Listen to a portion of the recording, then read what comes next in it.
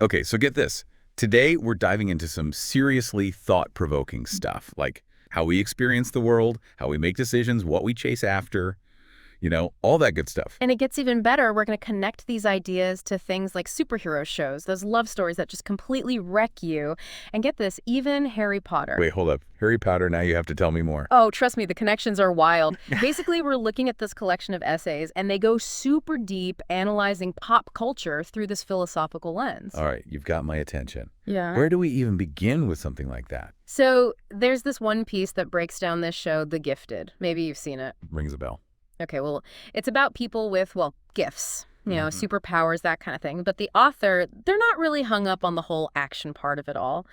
They go deeper, looking at what freedom actually means for these characters. So it's less about having these crazy powers, more about how they use them. Exactly. Some characters are all about, the practical stuff, fighting the baddies, checking things off the to-do list.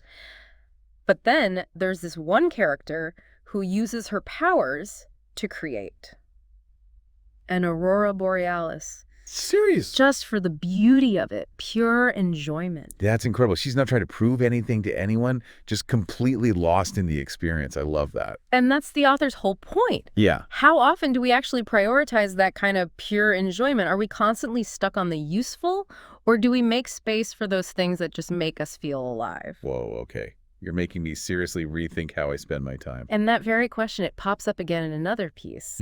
This one digs into the show Money Heist. I don't know if you've ever seen it. Right, yeah, loved it. High stakes, tons of drama. So good. Right. So in the middle of all that action, there's this love story. Raquel, a police inspector, falls for Sergio, the mastermind behind the whole heist. And get this, she ends up betraying her duty her entire career because of her love for this guy. Oh, wow, that's a tough one. Duty versus the heart. Exactly what the author digs into. It's this conflict between what they call exigency, all that duty, obligation, what we're told we should do, and enjoyment.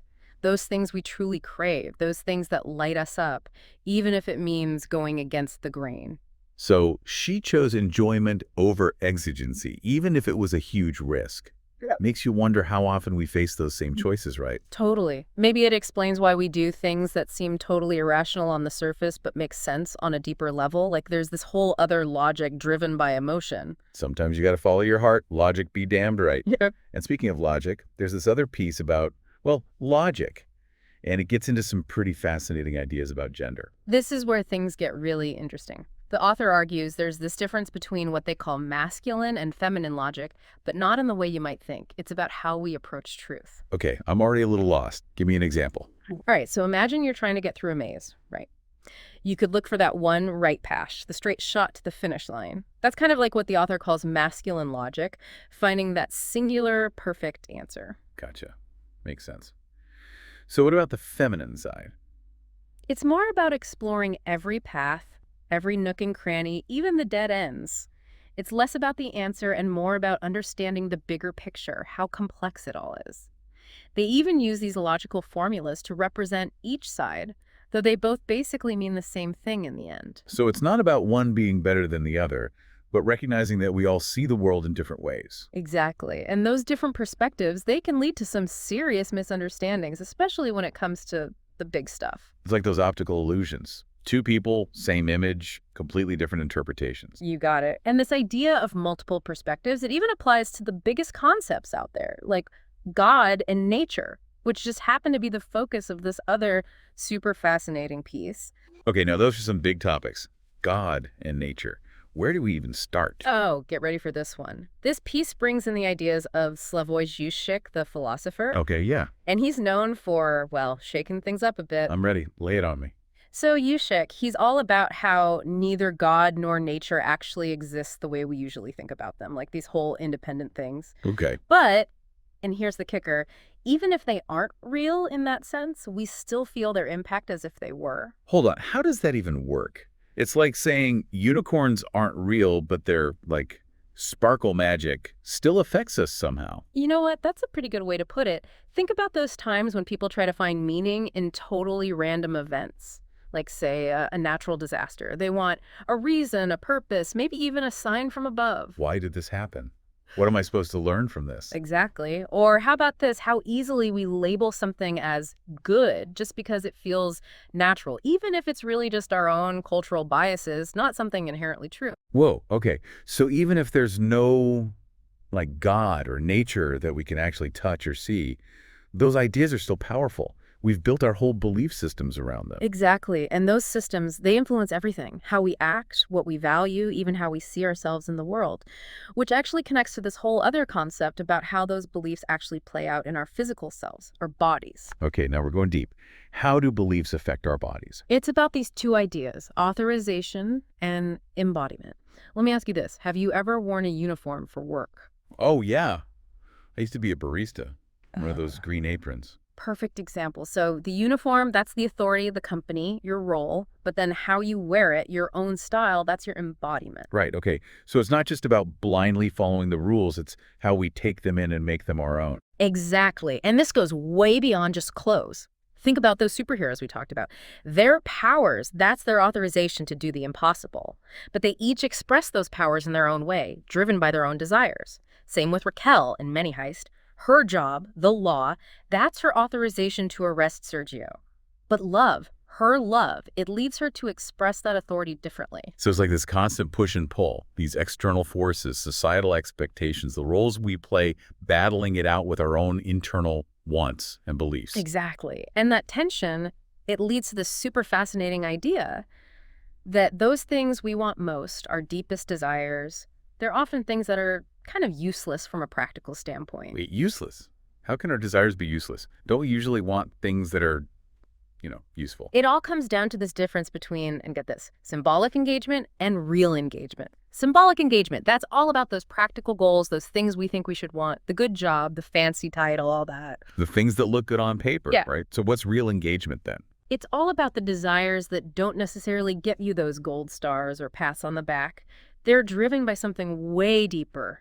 Think like pouring your heart into some creative project or getting totally lost in a hobby that has no real point. So it's like some things are valuable because they tap into something more fundamental, more primal even if it doesn't make sense to the rest of the world. You got it. And the author, they argue that these so-called useless desires, they actually hold a lot of power over us. Why? Because they're connected to this deeper part of ourselves.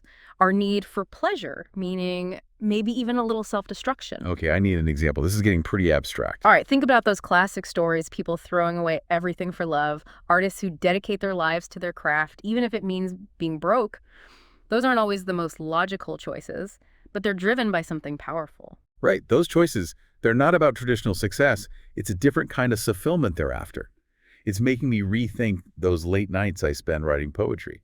Maybe they are worthwhile, even if I don't become a famous poet. See?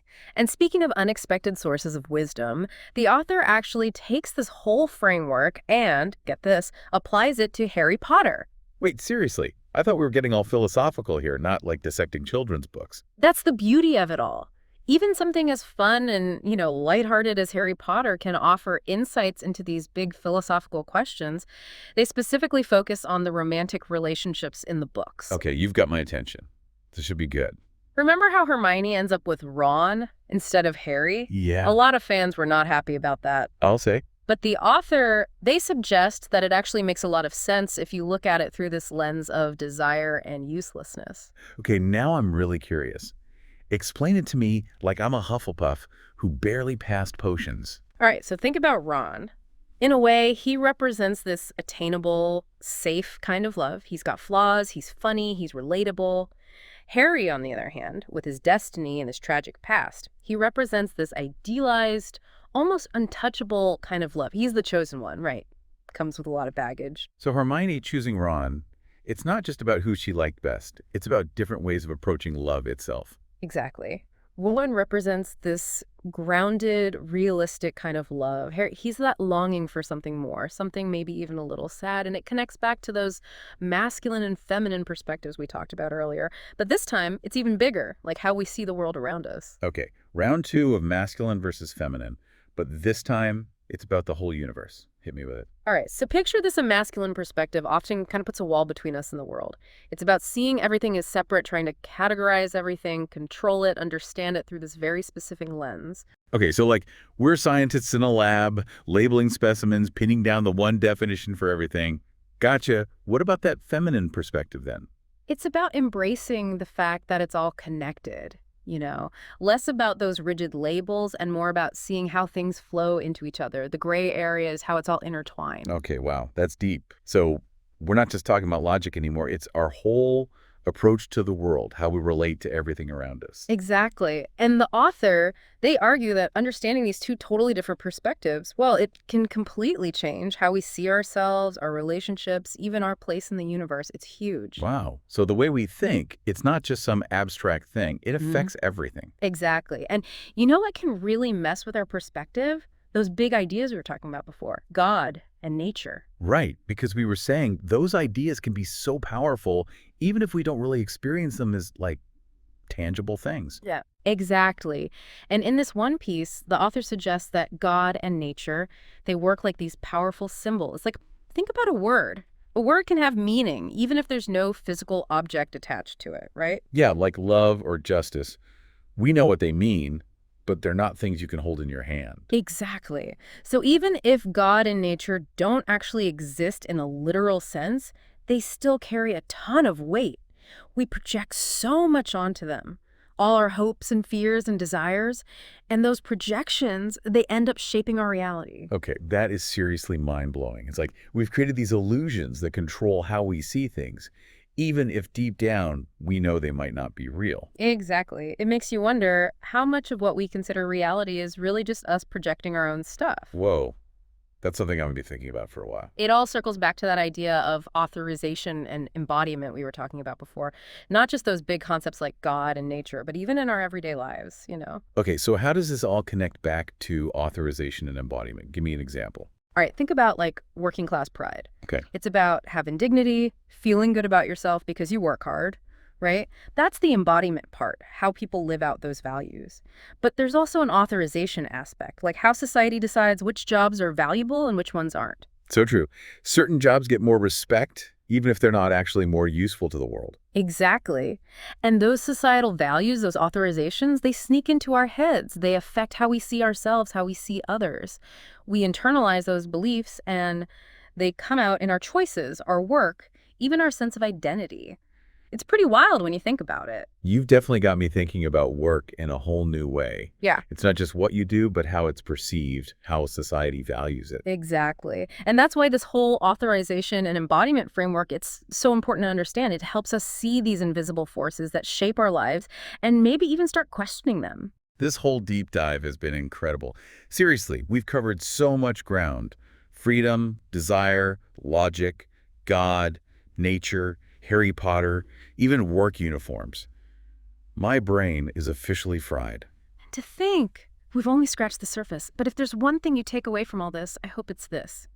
How we see the world, it's never neutral. It's always filtered through these hidden systems, these beliefs and values that we've internalized. It's like we've all been playing this game our whole lives without ever realizing there's a rule book. And once you see those rules, you can start to question them, challenge them, maybe even rewrite them completely. Now that is an empowering thought. You've given me a lot to think about. Actually, I think I'm due for a Harry Potter reread with my fresh perspective. As you should. And for all of you listening, don't stop exploring, keep asking those big questions, and whatever you do, keep those brains buzzing. Until next time on The Deep Dive.